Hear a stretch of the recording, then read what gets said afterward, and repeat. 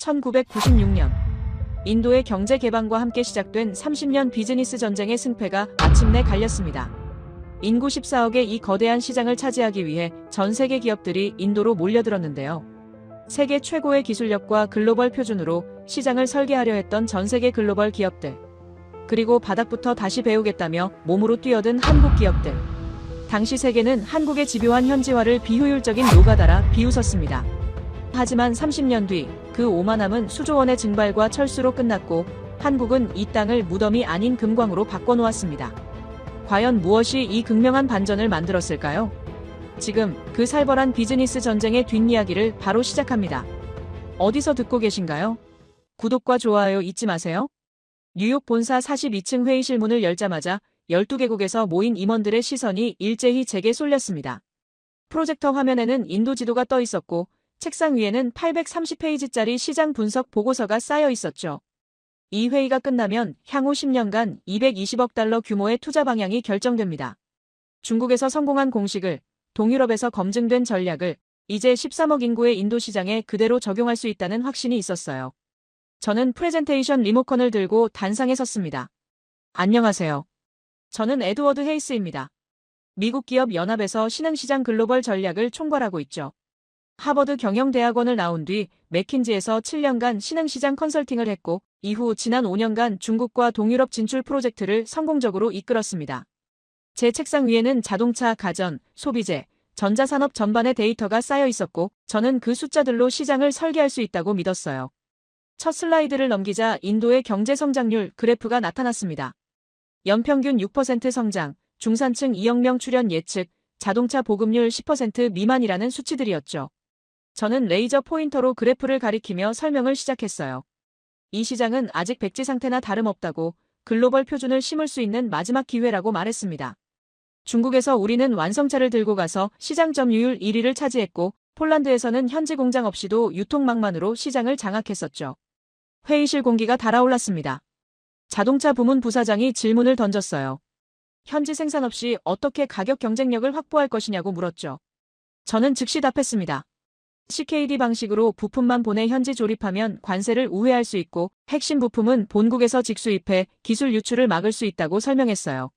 가전 부문 임원은 제품 라인업을 물었고 저는 북미 시장에서 검증된 모델을 그대로 투입하면 된다고 답했습니다. 신흥시장일수록 브랜드 파워가 통한다는 것이 제 지론이었죠. 보고서 217페이지를 펼쳤습니다. 인도 소비자 구매력 분석 자료였어요. 평균 소득 수준은 낮지만 상위 20% 계층의 구매력은 유럽 중산층과 비슷했고 이들은 서구 브랜드에 대한 동경이 강했습니다. 저는 이 대목에서 목소리에 힘을 실었죠.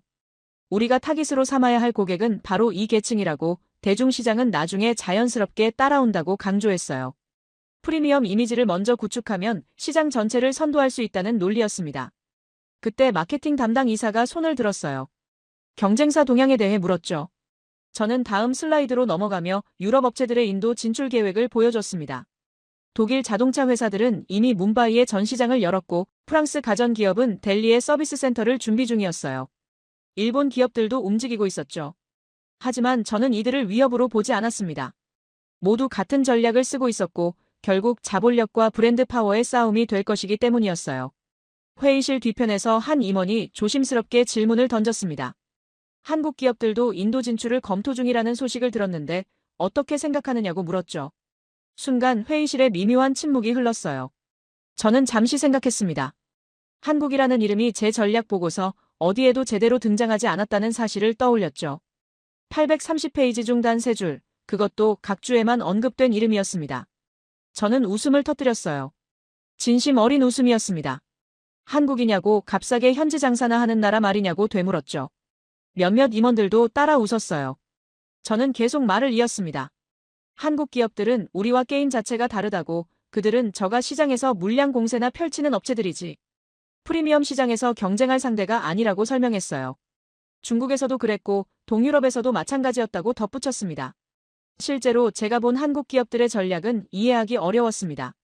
그들은 시장마다 다른 제품을 만들고 현지 소비자 조사에 수개월을 쏟아부었어요. 효율성이 떨어지는 방식이었죠. 글로벌 기업이라면 표준화된 제품으로 규모의 경제를 실현해야 하는데 한국 업체들은 정반대로 움직였습니다.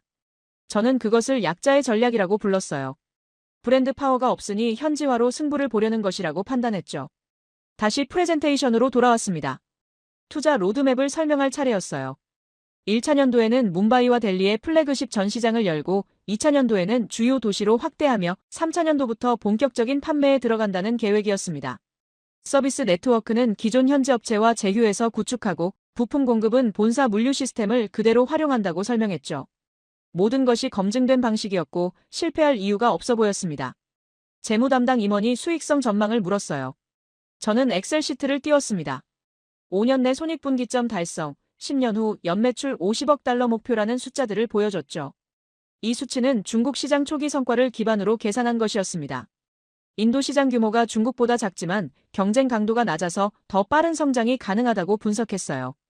프리미엄 세그먼트에서 30% 점유율만 확보하면 목표 달성이 가능했습니다. 마지막 슬라이드는 한 문장으로 끝났습니다. 시장은 수준이 낮을수록 설계하기 쉽다는 문구였죠. 저는 이 말을 믿었어요. 선진 시장은 이미 성숙해서 소비자들이 까다롭지만 신흥 시장은 아직 기준이 없어서 우리가 그 기준을 만들 수 있다고 생각했습니다. 인도 소비자들은 아직 좋은 차가 무엇인지, 좋은 냉장고가 어떤 것인지 모른다고 판단했어요. 우리가 가져간 제품이 곧 그들의 기준이 될 것이라고 믿었습니다. 회의가 끝나고 임원들이 하나둘 자리를 떴습니다. 몇몇은 악수를 청하며 훌륭한 프레젠테이션이었다고 칭찬했어요. 자동차 부문 책임자는 다음 주 실행계획회의 일정을 잡자고 말했죠. 저는 창밖을 바라봤습니다. 맨해튼 스카이라인이 저녁 햇살에 빛나고 있었어요. 이 도시에서 만들어진 전략이 곧 인도 대륙을 바꿀 것이라는 확신이 들었습니다. 책상으로 돌아와 보고서를 정리했습니다. 830페이지 중 어디에도 실패 가능성에 대한 분석은 없었어요. 현지 적응의 필요성, 문화적 차이, 소비 패턴의 특수성 같은 항목들은 모두 부록으로 밀려나 있었죠. 저는 그런 것들을 변수가 아니라 노이즈로 취급했습니다. 숫자와 논리만 있으면 충분하다고 생각했어요. 다음 날 아침, 인도 진출 프로젝트 승인 메일이 도착했습니다. 이사회가 만장일치로 통과시켰다는 내용이었죠. 저는 곧바로 실행팀을 구성하기 시작했어요. 마크 윌슨을 인도 법인 대표로 임명했고 현지 시장 분석가로 아닐 메논을 영입했습니다. 모든 준비가 완벽해 보였어요. 저는 달력에 동그라미를 쳤습니다. 6개월 후 뭄바이 전시장 오픈 예정일이었죠. 그날 저녁 집으로 돌아가는 차 안에서 한국 기업 이야기를 다시 떠올렸습니다. 누군가 그들도 인도에 진출한다고 했던 것 같았어요. 저는 고개를 저었죠. 상관없다고 우리와는 다른 시장을 노리는 업체들일 뿐이라고 스스로를 납득시켰습니다. 프리미엄 시장은 우리 것이 될 것이고 저가 시장은 그들이 알아서 하게 내버려두면 된다고 생각했어요. 저는 서류 가방을 열어 내일 검토할 자료를 꺼냈어요. 인도 자동차 시장 세부 분석 보고서였습니다. 283페이지짜리 문서 어디에도 경적 내구성, 서스펜션 설계, 에어컨 수리비 같은 단어는 나오지 않았어요. 그런 것들은 엔지니어링 팀이 알아서 할 일이라고 생각했습니다. 제 역할은 큰 그림을 그리는 것이었죠. 그렇게 저는 인도 시장을 설계할 수 있다고 믿었습니다. 830페이지의 보고서와 검증된 성공 공식, 그리고 흔들림 없는 확신을 가지고 말이에요. 그로부터 석 달 뒤, 뭄바이 항구에 컨테이너 선박이 입항했습니다.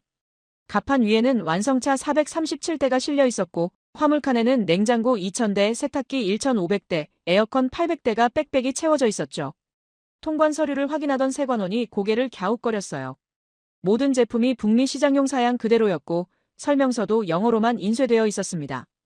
저는 항구 사무실에서 그 광경을 내려다보며 만족스러운 미소를 지었죠. 프로젝트 승인 후 석 달 만에 첫 물량이 도착한 것입니다. 저는 곧바로 마크 윌슨에게 전화를 걸었어요. 그는 뭄바이 현지에서 전시장 오픈 준비를 총괄하고 있었죠. 전화기 너머로 그의 목소리가 들렸습니다. 물량 도착을 확인했다고 다음 주 월요일 전시장 오픈식에 맞춰 배치를 완료하겠다고 보고했어요. 저는 한 가지만 당부했습니다. 제품 설명은 우리 방식 그대로 하라고, 현지 입맛에 맞춘다고 메시지를 희석시키지 말라고 강조했죠. 뉴욕으로 돌아온 뒤 저는 제품 라인업 최종 점검에 들어갔습니다. 자동차는 북미에서 베스트셀러인 세단 모델 그대로였어요. 3.5리터 V6 엔진, 전자동 에어컨, 가죽 시트, 고급 오디오 시스템이 기본 사양이었죠. 인도 시장을 위해 변경한 것은 단 하나, 우핸들로 전환한 것뿐이었습니다. 저는 이것만으로도 충분한 현지화라고 판단했어요. 나머지는 모두 글로벌 스탠다드를 유지해야 브랜드 가치가 살아난다고 생각했죠. 가전제품도 마찬가지였습니다. 냉장고는 북미 시장에서 검증된 700리터급 양문형 모델이었어요. 스테인리스 스틸 외관에 자동 재빙 기능, 터치스크린 온도 조절 패널이 달려 있었죠. 세탁기는 대용량 드럼 방식이었고 에어컨은 중앙 냉방 시스템용 고출력 모델이었습니다. 제품 매뉴얼을 검토하던 중 한 가지 질문이 들어왔어요. 인도 전압 사양에 맞춰 변압기를 내장할 것인지 물어왔죠. 저는 즉시 답했습니다. 변압기는 소비자가 별도로 구매하게 하라고, 우리는 제품 본연의 성능에만 집중한다고 지시했어요. 오픈 후 몇 주가 지나자 마크 윌슨이 뉴욕 본사로 출장을 왔습니다. 오픈 2주 차 현황 보고를 위해서였죠. 그는 회의실에 들어서자마자 서류 뭉치를 책상 위에 펼쳤어요. 전시장 방문객 수, 시승 신청 건수, 상담 문의 내역 같은 수치들이 적혀 있었습니다. 저는 그 숫자들을 훑어보며 고개를 끄덕였죠. 예상보다 반응이 좋다고, 브랜드 파워가 통하고 있다고 평가했습니다. 하지만 마크의 표정은 밝지 않았어요. 그는 조심스럽게 말문을 열었습니다. 방문객들이 가격에 대해 많은 질문을 던진다고, 특히 유지비와 수리비에 대한 우려가 크다고 보고했죠. 저는 잠시 그를 바라봤습니다. 그리고 차분하게 설명했어요. 프리미엄 제품은 원래 그런 거라고, 가격이 비싼 만큼 품질이 보장된다는 점을 강조하라고 말했죠. 유지비 걱정은 구매력이 부족한 계층의 변명일 뿐이라고 덧붙였습니다. 마크는 또 다른 보고서를 꺼냈어요. 현지 딜러들의 피드백이었죠. 몇몇 딜러들이 인도 시장 특성에 맞춘 모델 개발을 건의했다는 내용이었습니다. 예를 들어 에어컨 출력을 낮추고 연비를 높인 소형 엔진 옵션을 추가하자는 제안이었어요. 에어컨 사용 빈도가 높은 인도 기후 특성상 연료비 부담이 크다는 이유였죠. 저는 그 제안서를 읽다가 책상 위에 내려놨습니다. 현지화는 약자의 전략이라고 말했어요. 우리는 시장을 따라가는 게 아니라 시장을 이끌어야 한다고 강조했죠. 소비자들이 원하는 것을 주는 게 아니라 소비자들이 원해야 할 것을 제시해야 한다고 설명했습니다. 마크는 잠시 침묵했어요. 그리고 알겠다고 본사 방침대로 진행하겠다고 대답했죠. 저는 그의 어깨를 두드렸습니다. 자신감을 가지라고, 우리 제품은 세계 최고 수준이라고 격려했어요.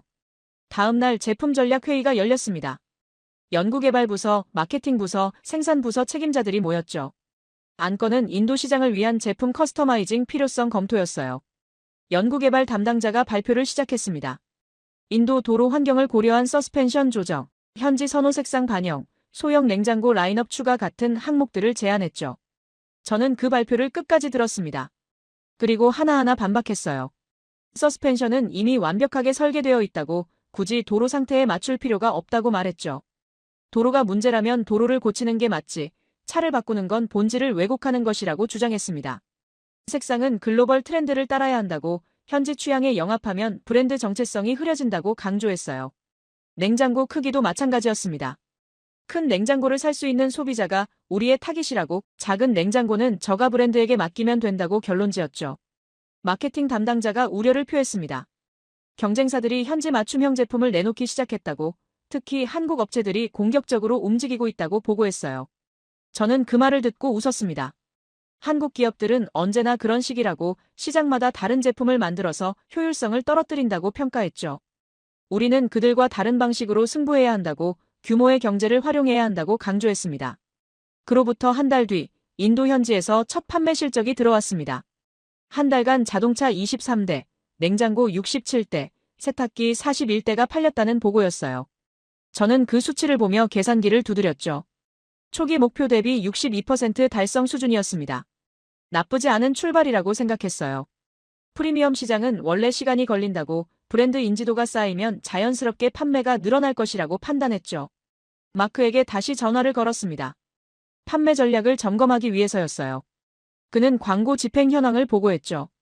영어신문에 전면 광고를 실었고, 고급 쇼핑몰에 제품 전시 부스를 설치했으며, 부유층 대상 시승 행사를 진행했다고 말했습니다. 저는 그 방향이 맞다고 격려했어요. 대중매체보다는 타깃 고객에게 직접 다가가는 게 효과적이라고, 입소문이 퍼지면 시장은 자연스럽게 형성될 것이라고 조언했죠. 연말이 다가올 무렵 본사에 특이한 보고가 올라왔습니다. 인도 현지 언론에서 우리 제품을 다룬 기사였어요. 제목은 세계 최고 품질의 프리미엄 브랜드 상륙이었죠. 기사 내용은 호의적이었습니다. 첨단 기술, 럭셔리한 디자인, 글로벌 스탠다드 같은 단어들이 등장했어요.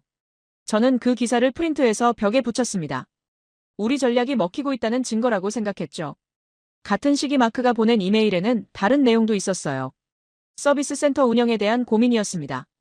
부품 재고를 얼마나 확보해야 할지, 현지 정비사 교육을 어떻게 진행할지 결정이 필요하다는 내용이었죠. 저는 간단히 답장을 보냈습니다. 부품은 필요할 때마다 본사에서 공수하면 되고 정비사는 매뉴얼대로만 따라하면 된다고 지시했어요.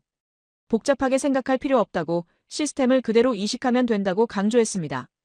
이사회에서는 다음해 투자 계획을 승인했습니다. 전 시장을 5개 도시로 확대하고 제품 라인업을 20% 늘리며 마케팅 예산을 2배로 증액한다는 내용이었어요. 저는 회의가 끝난 뒤 마크에게 전화를 걸었습니다. 좋은 소식을 전하기 위해서였죠. 본사가 인도 사업에 대한 확신을 갖고 있다고, 내년에는 더 공격적으로 밀어붙이라고 지시했어요. 그렇게 저는 완성품만으로 시장을 정복할 수 있다고 믿었습니다. 현지 수정은 필요 없고 글로벌 표준만 있으면 충분하다고 확신했죠. 변하지 않는 것이 곧 우리의 힘이라고 생각했습니다. 새해가 밝자마자 저는 경쟁사 분석 보고서를 요청했습니다. 인도 시장에서 우리와 같은 시기에 움직이는 기업들이 누구인지 파악해야 했죠. 일주일 뒤 책상 위에 도착한 보고서는 예상보다 두꺼웠어요. 유럽 기업 3곳, 일본 기업 5곳, 그리고 한국 기업 2곳이 리스트에 올라 있었습니다. 저는 한국 기업 섹션을 펼쳤죠. 그들이 무엇을 하고 있는지 궁금했습니다. 보고서 첫 페이지에는 한 한국 자동차 회사의 인도 현지 조사 내역이 적혀 있었어요. 그들은 우리보다 2달 먼저 델리에 사무소를 열었고 엔지니어 팀을 파견했다는 내용이었습니다. 저는 고개를 갸우뚱했죠. 제품도 없이 사람부터 보낸다는 게 이해되지 않았어요. 다음 페이지를 넘기자 더 기묘한 내용이 나왔습니다. 그들은 뭄바이, 델리, 첸나이, 방갈로르 4개 도시에서 석 달간 도로 환경 조사를 했다고 적혀 있었죠. 조사 항목을 보고 저는 웃음이 나왔습니다. 포장도로 비율, 비포장도로 요철 깊이, 우기 침수 빈도, 평균 교통 체증 시간 같은 것들이 나열되어 있었어요. 심지어 소떼가 도로를 가로지르는 빈도까지 기록되어 있었죠. 저는 보고서를 덮고 혼잣말을 했습니다. 이게 자동차 회사가 할 일인가? 도로 공사업체도 아니고 말이에요. 하지만 보고서는 계속 읽어야 했습니다. 다음 섹션에는 한국 가전회사의 활동이 정리되어 있었어요. 그들은 인도 가정 500곳을 직접 방문해 주방 크기, 냉장고 위치, 전력 사용 패턴을 조사했다고 했죠. 조사원들이 가정집 부엌에 들어가 줄자로 공간을 재고 콘센트 위치를 확인하고 하루 중 몇 시에 전력 수요가 집중되는지 기록했다는 내용이었습니다. 저는 이 대목에서 보고서를 책상에 내려놨어요. 이건 조사가 아니라 노동이라고 생각했죠. 하지만 정보 수집 담당자는 더 많은 자료를 보내왔습니다. 한국 기업들이 현지 소비자 인터뷰를 진행했다는 보고였어요. 인터뷰 대상자는 택시기사, 과일 장수, 전자제품 수리공, 주부, 대학생 같은 평범한 사람들이었죠. 질문 내용도 황당했습니다. 하루에 경적을 몇 번이나 누르는지, 에어컨을 켜고 끄는 횟수는 몇 번인지, 냉장고에 주로 무엇을 보관하는지 같은 것들이었어요. 저는 이런 정보가 제품 개발에 무슨 도움이 되는지 이해할 수 없었습니다. 몇 주가 지나자 더 구체적인 정보가 들어왔습니다. 한국 자동차 회사가 인도 전용 모델 개발에 착수했다는 첩보였어요. 저는 그 보고서를 자세히 읽었죠.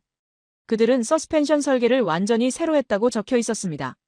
인도 도로의 요철을 견디기 위해 스프링 강도를 높이고 충격 흡수 장치를 강화했다는 내용이었어요. 심지어 테스트를 위해 엔지니어들이 직접 비포장 도로를 수천 킬로미터 주행했다고 했죠.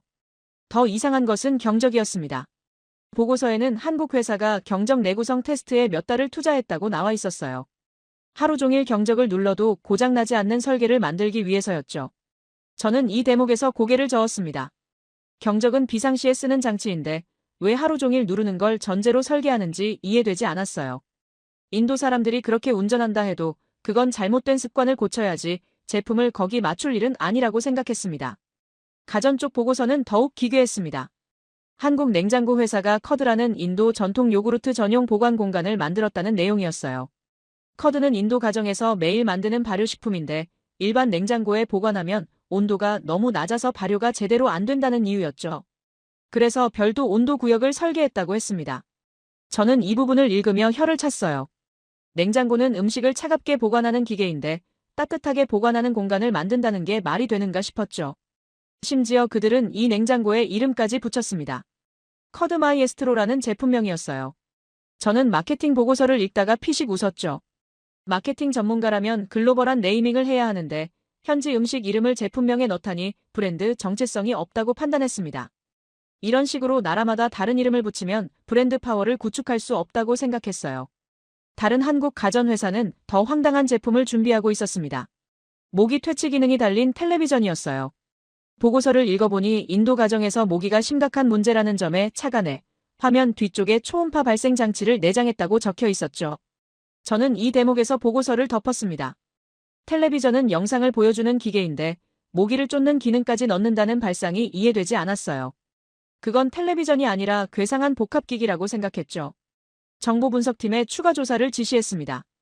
한국 기업들의 이런 접근 방식이 실제로 효과가 있는지 확인하고 싶었어요.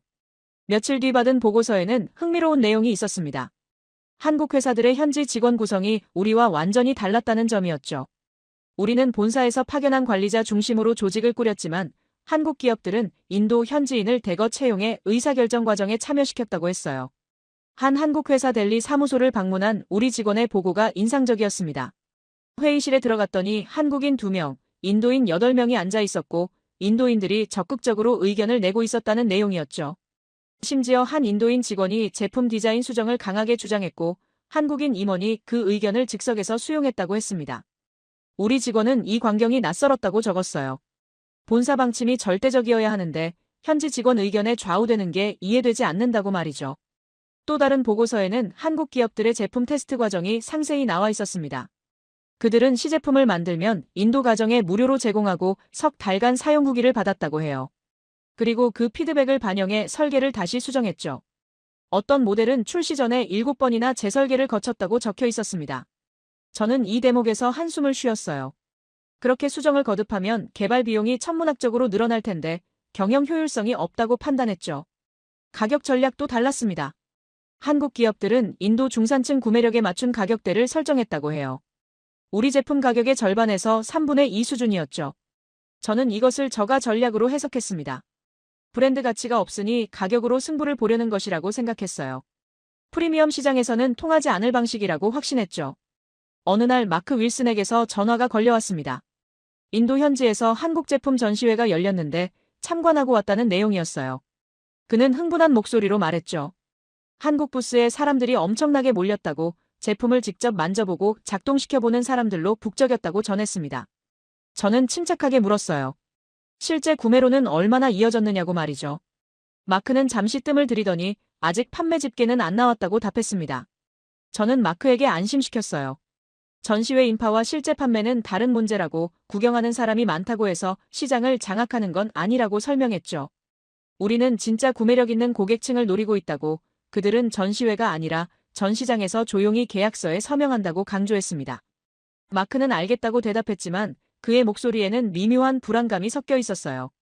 책상으로 돌아와 한국 기업 관련 보고서를 다시 펼쳤습니다. 마지막 페이지에는 한국 회사 임원이 직원들에게 한 말이 인용되어 있었어요. 그 임원은 이렇게 말했다고 합니다. 여기 사람들 살부터 이해하자고 우리 제품을 파는 게 아니라 그들의 문제를 해결하는 거라고 강조했다는 내용이었습니다. 저는 그 문장을 읽고 피식 웃었어요. 감상적인 접근이라고 생각했죠. 기업은 제품을 파는 곳이지 사회복지기관이 아닌데 문제 해결이라니 우스웠습니다. 시장은 수요와 공급의 법칙으로 움직이는 곳이고 좋은 제품은 자연스럽게 팔린다는 게 제 지론이었어요. 굳이 소비자의 삶까지 들여다볼 필요는 없다고 판단했죠. 보고서를 서랍에 넣으며 저는 결론을 내렸습니다. 한국 기업들은 후발주자라서 이런 식으로 움직이는 것이라고 브랜드 파워가 없으니 현지 밀착으로 틈새를 노리는 것이라고 정리했어요. 우리와는 게임 자체가 다르다고 그들은 저가 시장에서 고생하고 우리는 프리미엄 시장에서 수익을 내면 된다고 생각했습니다. 경쟁 상대로 볼 필요도 없다고 결론지었죠. 그렇게 저는 한국 기업들의 집요함을 단지 노동으로만 봤습니다. 기술도 아니고 전략도 아닌 그저 땀 흘리는 수고로움일 뿐이라고 치부했죠. 그들이 만드는 게 정답인지는 전혀 생각하지 않았습니다. 한국 기업들의 보고서를 서랍에 넣은 지 몇 달이 흘렀습니다. 저는 일상적인 업무로 돌아왔고 인도 프로젝트는 계획대로 진행되고 있다고 믿었죠. 분기 보고서에는 전시장 방문객 증가, 브랜드 인지도 상승 같은 긍정적인 지표들이 나열되어 있었어요. 저는 매주 마크와 통화하며 현황을 점검했고 그는 늘 괜찮다고 답했습니다. 하지만 그의 목소리는 점점 지쳐가고 있었죠. 어느 날 오후 마크에게서 긴급 전화가 걸려왔습니다. 평소와 달리 다급한 음성이었어요. 그는 숨을 고르며 말했죠. 뭄바이 전시장에 고객들이 몰려왔다고 항의하러 온 사람들이라고 전했습니다. 저는 잠시 멈칫했어요. 항의라니 무슨 일이냐고 물었죠. 마크는 설명을 시작했습니다. 차를 산 고객들이 수리비 문제로 화가 나서 찾아왔다는 내용이었어요. 전화기 너머로 소란스러운 소리가 들렸습니다. 사람들의 목소리, 항의하는 말들이 뒤섞여 있었죠. 마크는 목소리를 낮추며 상황을 설명했어요.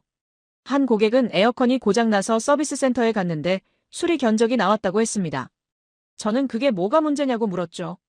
마크는 잠시 말을 멈췄다가 조심스럽게 답했어요.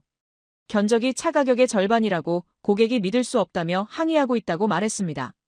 저는 순간 이해가 되지 않았습니다. 에어컨 수리에 그렇게 많은 비용이 들 리 없다고 생각했어요. 마크에게 정확한 금액을 물었죠. 그는 서류를 뒤적이는 소리를 낸 뒤 대답했습니다. 에어컨 컴프레서 교체에 $3,200가 나왔다고 차 구매 가격이 $6,500였으니 거의 절반이라고 확인해줬어요. 저는 전화기를 꽉 쥐었습니다. 그게 어떻게 가능하냐고 되물었죠. 마크는 침착하게 설명했습니다.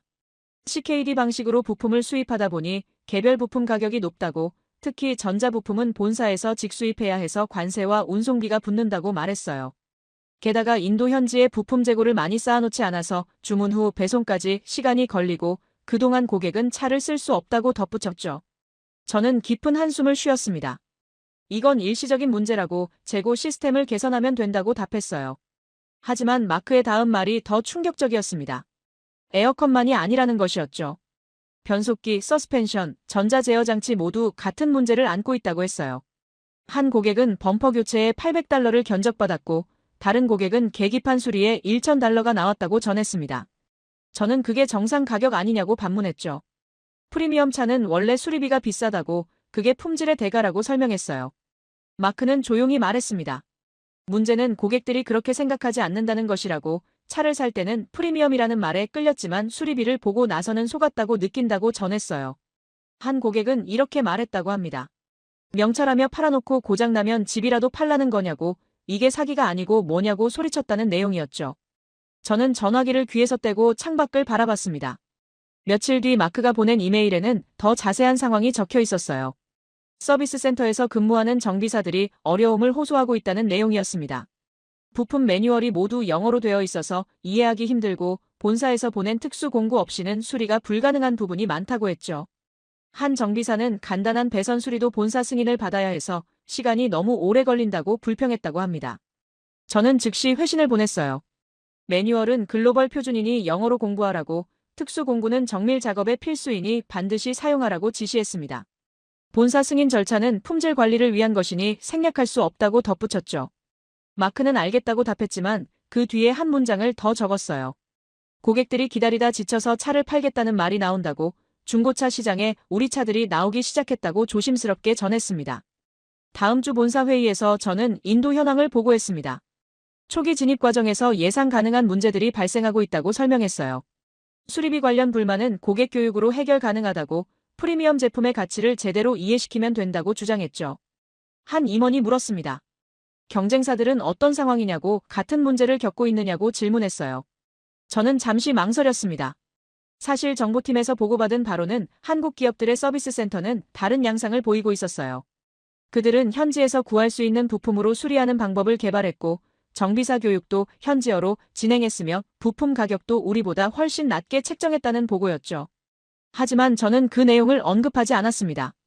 대신 경쟁사들도 비슷한 어려움을 겪을 것이라고, 프리미엄 시장은 원래 이런 과정을 거친다고 답했어요. 본사 회의가 소집되었습니다. 인도 시장 수리비 이슈에 대한 긴급 논의였죠. 재무팀에서 발표를 시작했어요. 부품 가격 인하 시뮬레이션 결과를 보여줬습니다. 가격을 30% 낮추려면 본사 마진을 포기해야 하고 50% 낮추려면 적자가 발생한다는 계산이었죠. 저는 즉시 반대 의견을 냈습니다. 마진을 포기할 수 없다고, 그건 우리 비즈니스 모델을 부정하는 것이라고 주장했어요. 마케팅 부서에서는 다른 제안을 했습니다. 수리비 할부 프로그램을 만들자는 것이었죠. 고객들이 한 번에 큰 돈을 내는 게 부담스러워하니 분할 납부 옵션을 제공하자는 아이디어였어요. 저는 이 제안도 거부했습니다. 그건 문제의 본질을 회피하는 것일 뿐이라고, 할부를 해도 총액은 똑같다고 지적했죠. 고객들은 금액 자체에 불만인 것이지 지불 방식이 문제가 아니라고 설명했습니다. 회의는 결론 없이 끝났어요. 각 부서는 다시 검토하기로 했고 저는 현 상황 유지를 주장했죠. 프리미엄 전략을 포기할 수 없다고, 시장이 우리 기준에 적응해야 한다고 강조했습니다. 회의실을 나서며 한 임원이 제게 물었어요. 정말 고객들이 적응할 것 같으냐고. 지금 추세라면 이탈이 심각해질 수 있다고 우려를 표했죠. 저는 확신에 찬 목소리로 답했습니다. 시간이 해결할 것이라고. 초기 불만은 어느 시장에나 있다고 말했어요. 어느 날 저녁 마크가 다시 전화를 걸어왔습니다. 목소리가 많이 지쳐 있었어요. 그는 천천히 말했죠. 고객들이 들고 일어났다고. 전 시장 앞에서 시위를 한다고 전했습니다. 수리비 환불을 요구하는 사람들이라고. 언론까지 취재를 나왔다고 말했어요. 저는 잠시 생각했습니다. 그리고 차분하게 답했죠. 비싼 게 싫으면 타지 말라고 전하라고 지시했어요. 우리는 프리미엄 브랜드이고 프리미엄에는 대가가 따른다고 설명하라고 말했습니다. 마크는 한동안 아무 말도 하지 않았어요. 전화기 너머로 그의 한숨 소리만 들렸죠. 저는 계속 말했습니다. 시장은 언제나 초기에 혼란스럽다고. 우리 원칙을 지키면 결국 시장이 따라온다고 격려했어요. 전화를 끊고 나서 저는 창밖을 바라봤습니다. 뉴욕 거리의 불빛들이 반짝이고 있었어요. 저는 여전히 확신했습니다. 우리 제품은 세계 최고 수준이라고. 문제는 시장의 미성숙함이지 우리 전략이 아니라고 믿었죠. 명차를 탈 자격이 있는 사람만 우리 고객이 되면 된다고 생각했습니다. 책상 위에는 한국 기업 관련 최신 보고서가 놓여 있었어요. 그들의 서비스 센터에는 고객들이 만족해서 재방문한다는 내용이 적혀 있었죠. 저는 그 보고서를 넘기지 않았습니다. 저가 시장 이야기는 관심 밖이었어요. 우리는 다른 게임을 하고 있다고 생각했습니다. 그렇게 저는 명차의 저주를 고객들의 무지 탓으로 돌렸습니다. 프리미엄을 이해하지 못하는 시장이 문제라고. 우리가 양보할 이유는 없다고 믿었죠. 수리비 항의도, 정비소 불만도, 중고차 가격 폭락도 모두 일시적 현상일 뿐이라고 치부했습니다. 그렇게 일상으로 돌아간 지 몇 주가 흘렀습니다. 수리비 논란은 여전히 진행 중이었지만 저는 더 이상 그 문제에 매달리지 않았어요. 시장의 미성숙 탓이라고 결론지었고 시간이 해결해 줄 것이라고 믿었죠. 어느 날 오후 책상 위에 놓인 보고서 더미를 정리하다가 경쟁사 동향 보고서가 눈에 띄었습니다. 표지에는 한국 기업 시장 점유율 급상승이라는 제목이 적혀 있었어요. 저는 호기심이 생겨서 펼쳐봤습니다. 첫 페이지부터 믿기 어려운 숫자들이 나열되어 있었어요. 한 한국 자동차 회사의 월간 판매량이 우리의 3배를 넘어섰다는 내용이었습니다. 저는 잠시 그 숫자를 응시했어요. 뭔가 잘못된 게 아닌가 싶어서 다시 확인했죠. 하지만 숫자는 정확했습니다. 저는 다음 페이지를 넘겼어요. 한국 가전회사들의 인도 시장 매출도 급증하고 있다는 그래프가 나왔죠. 냉장고 부문에서는 이미 시장 점유율 2위에 올랐고 세탁기는 3위를 기록했다는 내용이었습니다. 저는 이 보고서를 읽으며 고개를 가로저었어요. 정보분석팀에 전화를 걸었습니다. 이 데이터가 정확한지 재확인하라고 지시했어요. 담당자는 이미 3번 검증했다고 답했죠. 현지 조사원들이 직접 전 시장을 방문해서 확인한 수치라고. 한국 기업들의 전 시장에는 사람들이 줄을 서서 기다린다고 전했습니다. 저는 어떻게 그럴 수 있느냐고 물었어요. 담당자는 조심스럽게 답했습니다. 현지 소비자들의 니즈를 정확히 파악했기 때문인 것 같다고. 가격도 적절하고 서비스도 좋다는 평가라고 말했죠. 저는 전화를 끊고 의자에 깊이 앉았습니다. 한국 기업들의 전략을 다시 분석해야 할 것 같았어요. 서랍에서 몇 달 전에 받았던 한국 기업 조사 보고서를 꺼냈죠. 먼지가 쌓여 있었습니다. 저는 그 보고서를 다시 펼쳤어요. 도로 환경조사, 가정 방문 인터뷰, 경적 내구성 테스트 같은 항목들이 다시 눈에 들어왔습니다. 경적 부분에서 멈췄어요. 보고서에는 한국 회사가 경적을 하루 종일 눌러도 고장나지 않게 설계했다고 적혀 있었죠. 심지어 테스트 과정에서 엔지니어가 8시간 동안 경적을 계속 눌렀다는 사진까지 첨부되어 있었습니다. 저는 그 사진을 보며 피식 웃었어요. 경적을 하루 종일 누른다고 되물었죠. 그건 기술이 아니라 노동이지 않냐고 혼잣말을 했습니다. 다음 페이지에는 서스펜션 설계 이야기가 나왔어요. 한국 회사는 인도 비포장도로를 직접 주행하며 충격 데이터를 수집했고 그 데이터를 바탕으로 서스펜션을 완전히 재설계했다고 적혀 있었죠. 몇 달간 테스트를 반복했고 엔지니어들이 현지에 상주하며 미세 조정을 했다는 내용이었습니다. 저는 이 대목에서도 고개를 저었어요. 미세 조정이라니 그건 완벽한 설계가 아니라는 증거라고 생각했죠. 커드 냉장고 이야기는 더 황당했습니다. 보고서를 다시 읽어보니 한국 회사는 인도 주부 300명을 인터뷰해서 커드 보관 패턴을 분석했다고 나와 있었어요. 몇 도에서 보관하는지, 하루에 몇 번 꺼내는지, 용기 크기는 어떤지까지 조사했다고 적혀 있었죠. 그리고 그 데이터를 바탕으로 최적 온도 구역을 설계했다는 내용이었습니다. 저는 이것을 보며 혀를 찼어요. 요구르트 하나 보관하자고 이렇게까지 하는 게 과연 효율적인가 싶었죠. 마케팅 보고서에는 한국 기업들의 광고 전략이 분석되어 있었습니다. 그들은 인도 배우를 모델로 썼고 광고 배경도 인도 가정집이었으며 심지어 광고 음악도 인도 전통 음악을 사용했다고 나와 있었어요. 저는 이것을 보며 정체성 상실이라고 판단했습니다. 글로벌 브랜드라면 일관된 이미지를 유지해야 하는데 나라마다 다른 광고를 만든다는 건 브랜드 파워를 약화시키는 행동이라고 생각했어요. 정보팀에서 추가 자료를 보내왔습니다. 한국 기업 직원들의 근무 패턴을 조사한 보고서였어요. 한국인 엔지니어들이 인도 현지에서 1년 넘게 상주하며 제품 개선 작업을 한다는 내용이었죠. 그들은 매일 아침 시장을 돌며 소비자들을 만났고 주말에는 가정을 방문해서 제품 사용 실태를 확인했다고 적혀 있었습니다. 저는 이 대목에서 한숨을 쉬었어요. 이건 집착 수준이라고 생각했죠. 본사 회의에서 이 내용을 공유했습니다. 임원들에게 한국 기업들의 전략을 설명하며 저는 비판적 관점을 유지했어요. 그들은 현지화에 지나치게 몰두하고 있다고 이런 식으로는 규모의 경제를 실현할 수 없다고 지적했죠. 한 임원이 물었습니다. 그런데 왜 그들의 판매량이 늘고 있느냐고 시장이 그들을 선택하는 이유가 뭐냐고 질문했어요. 저는 잠시 생각했습니다. 그리고 답했죠. 저가 전략 때문이라고 가격을 낮춰서 물량을 확보하는 것뿐이라고 설명했습니다. 품질보다 가격으로 승부하는 방식이라고 장기적으로 지속 가능하지 않다고 주장했어요. 마케팅 담당 임원이 반박했습니다. 하지만 고객 만족도 조사에서도 한국 제품이 높은 점수를 받고 있다고 이건 단순히 가격 문제가 아닌 것 같다고 지적했죠. 저는 그 말에 동의하지 않았습니다. 고객 만족도는 기대치와 연동되어 있다고 저가 제품을 샀으니 기대치가 낮아서 만족도가 높게 나오는 것뿐이라고 반박했어요. 프리미엄 제품은 기대치가 높기 때문에 만족도를 높이기 어렵다고 이건 당연한 현상이라고 설명했죠. 임원들은 더 이상 반론하지 않았습니다. 회의가 끝난 뒤 저는 마크에게 이메일을 보냈어요. 한국 기업들의 전략에 흔들리지 말라고 우리는 우리 길을 가면 된다고 당부했죠. 그들의 접근 방식은 노동 집약적이라서 장기적으로 유지하기 어렵다고 결국 비효율성이 드러날 것이라고 예측했습니다. 마크는 간단히 답장을 보냈어요. 알겠다고만 적혀 있었죠. 며칠 뒤 현지 언론 기사 번역본이 도착했습니다. 인도 주요 신문에 실린 한국 기업 관련 기사였어요. 제목은 인도를 이해하는 기업이라고 적혀 있었죠. 기사 내용을 읽어보니 한국 기업들이 인도 소비자의 생활 방식을 존중한다는 찬사가 이어졌습니다. 경적을 자주 사용하는 운전 습관을 이해하고 커드를 매일 만드는 식문화를 배려하며 더운 날씨에 맞는 제품을 설계한다는 내용이었어요. 저는 그 기사를 읽으며 불편함을 느꼈습니다. 언론이 과대 포장하고 있다고 판단했어요. 존중이라는 단어는 너무 감정적이라고 비즈니스는 감정이 아니라 효율성으로 평가받아야 한다고 생각했죠. 한국 기업들이 하는 일은 결국 틈새 시장 공략일 뿐이라고 주류 시장에서는 여전히 우리가 우위에 있다고 스스로를 설득했습니다. 정보팀에서 또 다른 보고서를 보내왔어요. 한국 기업들의 서비스 센터 운영 방식을 분석한 자료였습니다. 그들은 부품을 현지에서 대량 재고로 확보하고 정비사 교육을 힌디어로 진행하며 수리 시간을 최소화한다고 적혀 있었죠. 심지어 출장 수리 서비스까지 제공한다는 내용도 있었습니다. 저는 이것을 보며 다시 한숨을 쉬었어요. 출장 서비스라니 그건 인력 낭비라고 생각했죠. 하지만 보고서는 계속 이어졌습니다. 한국 기업들은 고객 한 명 한 명에게 전화를 걸어 만족도를 확인한다고 불만 사항이 있으면 즉시 해결한다고 나와 있었어요.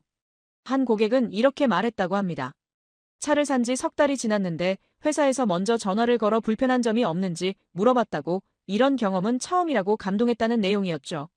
저는 이 대목에서 보고서를 덮었습니다. 이건 기업이 할 일이 아니라고 생각했어요. 고객 관리는 중요하지만 일일이 전화를 거는 건 비용 대비 효과가 없다고 판단했죠. 콜센터를 운영하는 것만으로도 충분한데 굳이 사람이 직접 전화를 거는 건 시간 낭비라고 여겼습니다. 저는 이 모든 활동을 노가다라고 불렀어요. 기술적 우위가 아니라 단순 노동력으로 승부하는 방식이라고 폄하했죠. 창밖을 바라보며 생각에 잠겼습니다. 한국 기업들의 판매량이 늘어나는 건 사실이었어요. 하지만 그게 옳은 방법인지는 의문이었죠. 그들은 너무 많은 것을 포기하고 있다고 생각했습니다. 글로벌 효율성, 브랜드 일관성, 규모의 경제 같은 것들을 모두 버리고 현지 적응에만 매달리고 있다고 판단했어요. 저는 여전히 확신했습니다. 우리 방식이 정답이라고 시간이 지나면 증명될 것이라고 믿었죠. 한국 기업들의 접근 방식은 단기적으로는 효과가 있을지 몰라도 장기적으로는 한계에 부딪힐 것이라고 예측했습니다. 그들이 모든 시장에서 같은 방식을 반복할 수는 없을 테니까요. 저는 그렇게 생각하며 다음 업무로 넘어갔어요. 그렇게 저는 한국 기업들의 성공을 조롱으로 일축했습니다. 경적 내구성 테스트는 노동이고 커드 냉장고는 기괴한 집착이며 가정 방문 조사는 시간 낭비라고 폄하했죠. 그들이 만들어가는 것이 정답일 수도 있다는 생각은 단 한 번도 하지 않았습니다. 한국 기업들의 보고서를 서랍에 넣은 지 몇 달이 지났습니다. 저는 다시 일상 업무에 집중했고 인도 프로젝트는 여전히 계획대로 진행되고 있다고 믿었어요. 분기 실적 보고를 준비하던 어느 날 마크에게서 긴급 전화가 걸려왔습니다. 평소보다 더 다급한 목소리였어요. 그는 숨을 고르며 말했죠. 뭄바이 주요 딜러가 계약 해지 통보를 보냈다고, 전 시장 문을 닫겠다고 선언했다고 전했습니다. 저는 전화기를 귀에서 떼고 잠시 생각했어요. 딜러 한두 곳이 이탈하는 건 흔한 일이라고, 새로운 파트너를 찾으면 된다고 답했죠. 하지만 마크는 계속 말했습니다. 한 곳이 아니라는 것이었어요. 델리에서도 두 곳이 계약 해지를 요청했고 첸나이에서는 딜러 대표가 직접 찾아와 더 이상 못하겠다고 말했다고 전했죠. 저는 그제야 심각성을 느꼈습니다. 이유를 물었어요. 마크는 서류를 뒤적이는 소리를 내며 설명했습니다. 딜러들이 공통적으로 제기하는 문제가 있다고, 재고 회전율이 너무 낮다는 것이라고 말했어요. 전 시장에 차가 몇 달씩 놓여 있어도 팔리지 않고 그동안 관리 비용만 늘어난다고 불만을 토로했다는 내용이었죠. 저는 그게 딜러의 영업 능력 문제 아니냐고 반문했습니다. 마크는 잠시 침묵했어요. 그리고 조심스럽게 말을 이었습니다. 딜러들이 다른 이야기도 했다고, 고객들이 우리 차보다 한국 차를 더 많이 찾는다고 전했어요. 한 딜러는 이렇게 말했다고 합니다. 전 시장에 한국 차와 미국 차를 나란히 놓으면 열의 9은 한국 차 쪽으로 간다고, 가격도 적당하고 유지비도 저렴해서 고객들이 선호한다는 내용이었죠. 저는 그 말을 듣고 한숨을 쉬었어요. 딜러들이 쉬운 길만 가려고 한다고 생각했습니다. 며칠 뒤 마크가 보낸 이메일에는 더 구체적인 상황이 적혀 있었어요. 뭄바이 최대 딜러가 보낸 계약 해지 사유서였습니다. 저는 그 문서를 천천히 읽었죠. 첫 번째 이유는 판매 부진이었어요. 지난 6개월간 판매량이 목표의 30%밖에 안 된다고, 더 이상 재고를 떠안을 수 없다고 적혀 있었습니다. 두 번째 이유는 수리 민원이었어요. 고객들이 수리비 때문에 딜러에게 항의하는 일이 잦아졌고, 이게 딜러의 평판을 해친다는 내용이었죠. 세 번째 이유가 가장 충격적이었습니다. 중고차 가격 폭락 때문이라는 것이었어요.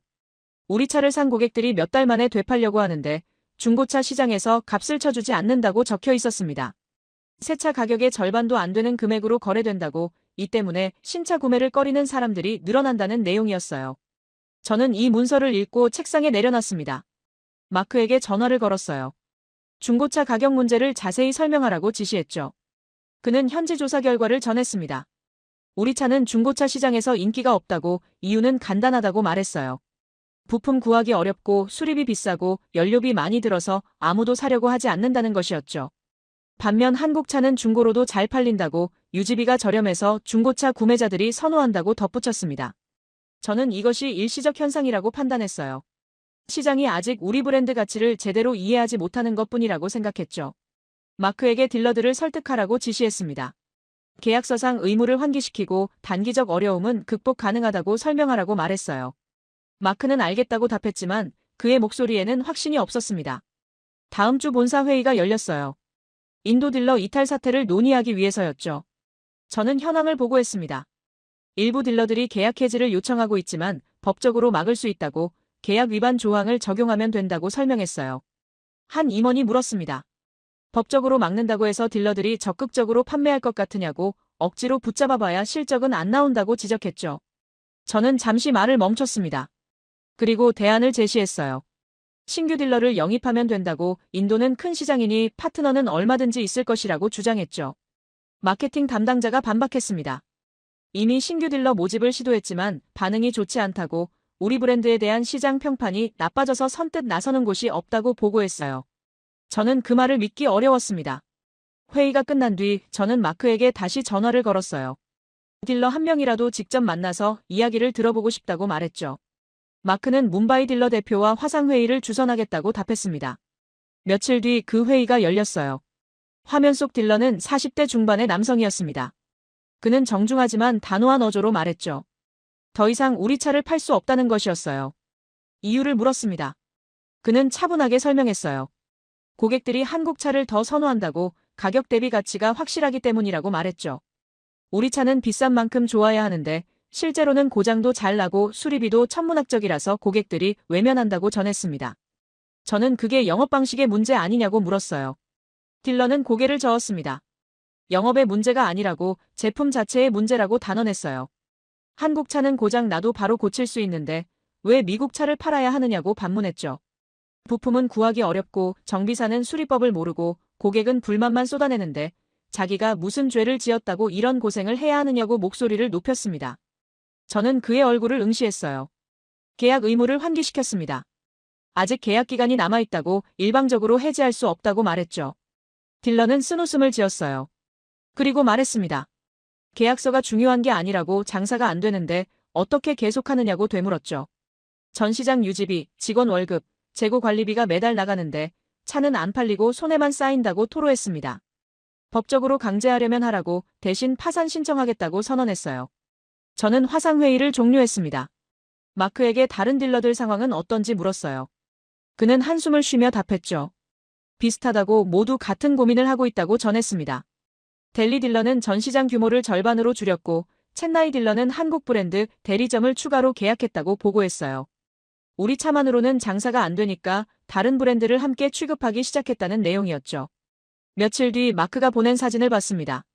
뭄바이 전시장 모습이었어요. 텅 비어 있었죠. 원래 15대가 전시되어 있던 공간에 차는 5대밖에 없었습니다. 마크의 설명에 따르면 딜러가 재고 발주를 중단했다고 남은 차만 팔고 계약 종료하겠다는 입장이라고 전했어요. 저는 그 사진을 보며 착잡한 기분이 들었습니다. 정보팀에서 보고서를 보내왔어요. 한국 기업들의 딜러 네트워크 현황이었습니다. 그들은 인도 전역의 딜러를 계속 늘리고 있다고 대기자 명단까지 있을 정도로 인기가 높다고 적혀 있었죠. 한 한국 브랜드 딜러와의 인터뷰 내용도 포함되어 있었어요. 그 딜러는 이렇게 말했다고 합니다. 한국 차는 팔기 쉽다고, 고객 만족도가 높아서 입소문이 퍼진다고, 수리도 간단하고 부품도 저렴해서 고객들이 재구매까지 한다는 내용이었습니다. 저는 그 보고서를 읽으며 분노가 치밀었어요. 왜 우리는 안 되고 한국 기업들은 되는 것인지 이해할 수 없었죠. 우리 제품이 더 우수한데, 브랜드 가치도 더 높은데, 왜 시장은 그들을 선택하는 것인지 받아들이기 어려웠습니다. 저는 이것이 가격 경쟁 때문이라고 결론지었어요.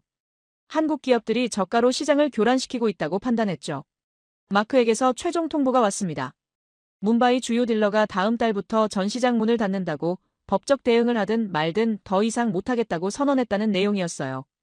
델리와 첸나이 딜러들도 비슷한 입장이라고 계약 위약금을 물더라도 그만두겠다는 분위기라고 전했습니다. 저는 법무팀에 연락했죠. 손해배상 청구 가능성을 검토하라고 지시했어요. 하지만 법무팀의 답변은 부정적이었습니다. 계약상으로는 우리가 유리하지만 실제 소송까지 가면 시간과 비용이 많이 든다고, 게다가 승소하더라도 딜러들이 배상금을 낼 능력이 있는지 의문이라고 보고했어요.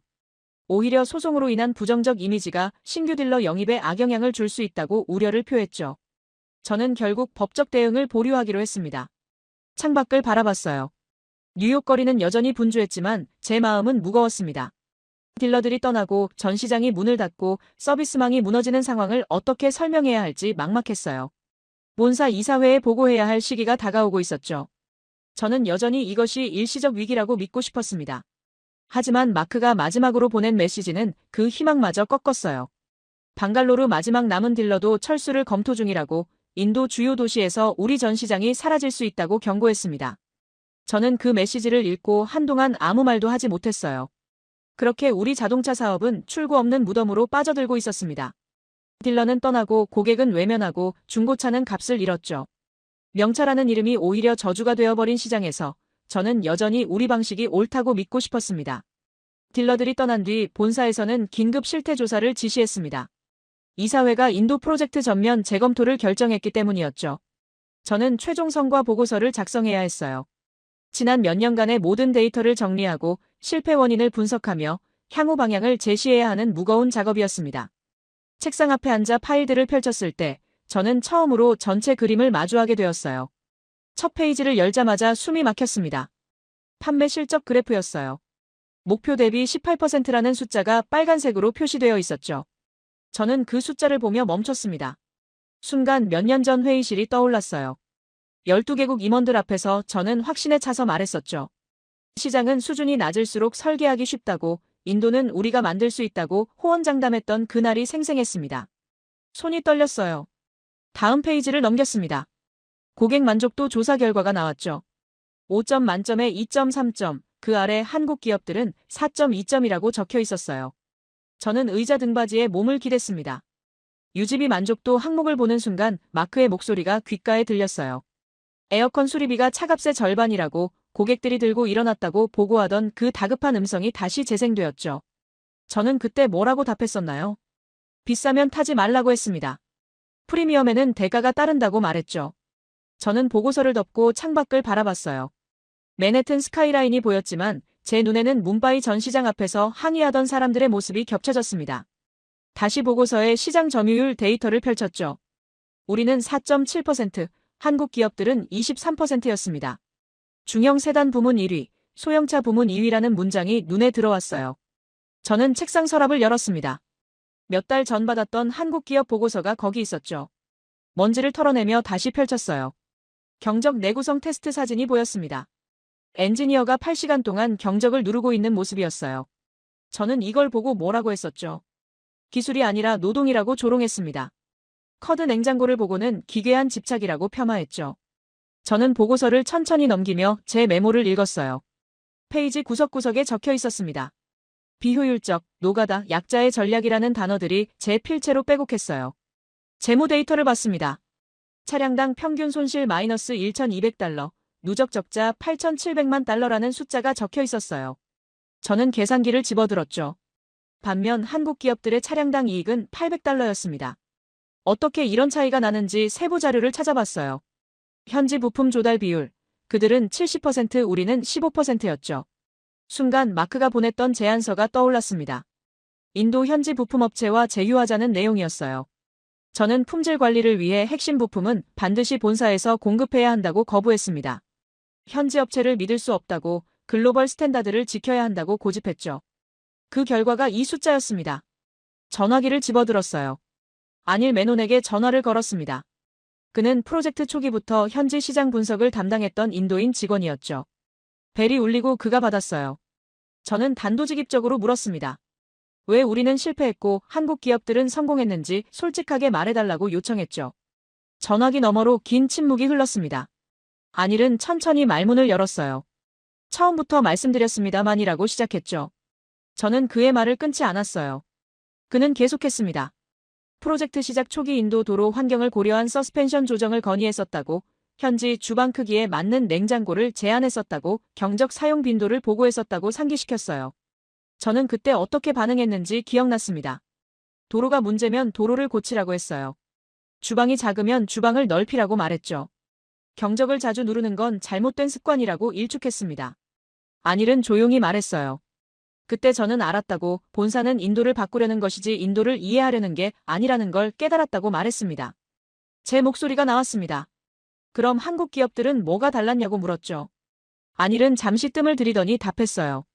그들은 3개월간 인도 전역을 돌며 관찰했다고, 엔지니어들이 직접 택시를 타고 비포장도로를 달렸다고, 가정집 부엌에 들어가 주부들이 요리하는 모습을 지켜봤다고 설명했습니다. 우리는 830페이지 보고서를 만들었지만 그들은 현장에 있었다고 덧붙였어요. 저는 반박하고 싶었습니다. 하지만 입이 떨어지지 않았어요. 안일은 계속 말했죠. 한국 엔지니어 한 명이 이렇게 말했다고 합니다. 인도 사람들이 왜 경적을 자주 누르는지 이해하려고 노력했다고, 그랬더니 혼잡한 교통 상황에서 경적이 의사소통 수단이라는 걸 알게 되었다고 설명했다는 거예요. 그래서 고장 안 나는 경적을 만든 것이라고 말했습니다. 안일의 목소리가 조금 높아졌어요. 그들은 적응한 게 아닙니다라고 강조했죠. 인도인보다 더 인도스럽게 생각했을 뿐이라고 표현했습니다. 인도 사람들도 몰랐던 불편함을 먼저 발견했고 말하지 않은 필요를 먼저 채웠다고 설명했어요. 커드 보관 문제도 인도 주부들이 요구한 게 아니라 한국 엔지니어가 300가정을 방문하며 스스로 발견한 거라고 말했습니다. 전화를 끊고 저는 한동안 멍하니 앉아 있었어요. 책상 위 보고서를 다시 펼쳤습니다. 서비스 네트워크 비교 데이터가 나왔죠.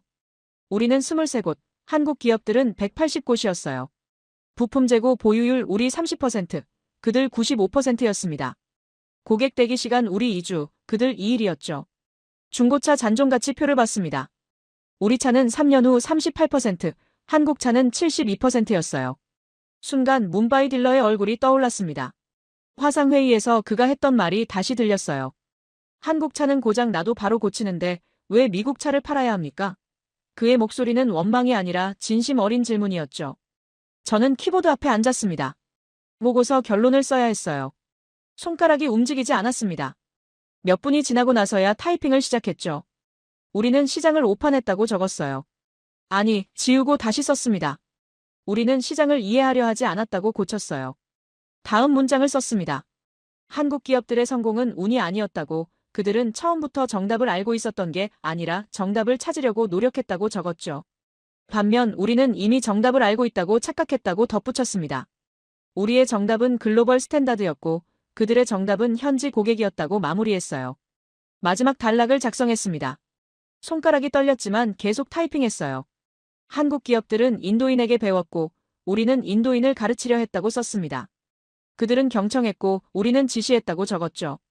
그들은 고객이 옳다고 믿었고 우리는 우리가 옳다고 확신했다고 결론지었습니다. 저장 버튼을 눌렀어요. 파일명은 인도 프로젝트 최종 평가 보고서였습니다. 화면을 끄고 의자에 기대어 눈을 감았죠. 어둠 속에서 지난 몇 년이 스쳐 지나갔어요.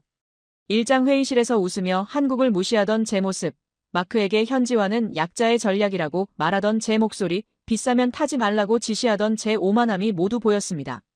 창밖을 바라봤습니다. 뉴욕은 여전히 빛나고 있었지만 저는 어둠 속에 앉아 있었어요. 숫자가 말해주는 진실은 명확했습니다. 우리는 졌고 그들은 이겼죠. 그리고 그 이유도 이제는 알 것 같았습니다.